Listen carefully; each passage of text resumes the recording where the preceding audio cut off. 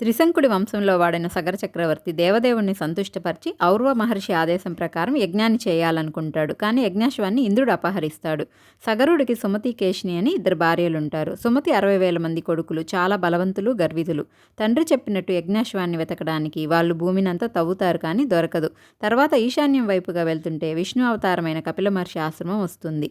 ఆశ్రమం దగ్గర ఆ గుర్రాన్ని చూసి యజ్ఞాశ్వాన్ని కపిల మహర్షి దొంగలించాడని చంపడానికి కత్తులు, ఆయుధాలు తీసుకుని కపిల మహర్షి పైకి పరుగులు పెడతారు. ధ్యానంలో ఉన్న కపిలముని ఒక్కసారిగా కళ్ళు తెరిచి చూడగానే సగరుడి కొడుకులు దేహం నుంచి అగ్ని వచ్చి వాళ్ళంతా భస్మమై బూడిదగా మారారు. సగర చక్రవర్తి రెండవ భార్య కేసిని కొడుకుకు పుట్టిన అంశుమానుడు అనే రాజు అశ్వాన్ని వెతకడానికి వెళ్లి కపిలముని ఆశ్రమంలో ఆ గుర్రాన్ని, అలాగే భస్మంగా మారిన తన చిన్నాన్నలను చూసి కపిలుడికి నమస్కరించి స్తుతించి అక్కడి నుంచి యజ్ఞాశ్వాన్ని తీసుకెళ్లి యజ్ఞాన్ని పూర్తి చేస్తారు.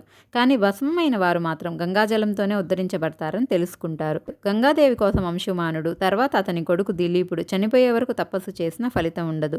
తర్వాత దిలీపుడి కొడుకు భగీరథుడు గంగాదేవి కోసం బ్రహ్మకు తీవ్రమైన తపస్సు చేసి వరాన్ని పొందుతాడు. గంగ ప్రత్యక్షమై, నేను భూమి మీదకు వచ్చేటప్పుడు ఆ వేగాన్ని భరించగలిగే వ్యక్తి ఎవరు, లేకపోతే నేను భూమిని చీల్చుకుని పాతాళంలోకి ప్రవేశిస్తాను. అంతేకాదు, భూమి మీదకు రావడం నాకంత ఇష్టం లేదు. ఎందుకంటే మనుషులంతా నా జలంలో స్నానాలు చేసి వాళ్ళ పాపాలను నాకు ఇస్తారు. నేనెలా వాటి నుంచి బయటపడాలని అంటుంది. అందుకు భగీరథుడు, శ్రీ విష్ణువు నీ పాపభారాన్ని పూర్తిగా తొలగిస్తారు. అలాగే మహాశివుడు నిన్ను తన తలపైన భరించగల సమర్థుడు అని బ్రహ్మ చెప్పగా శివుడి కోసం అతడు తపస్సు చేసి వరాన్ని పొందుతాడు. శివుడు తన జటాజూటాలను వదిలి హిమాలయాలపై నిల్చుంటాడు.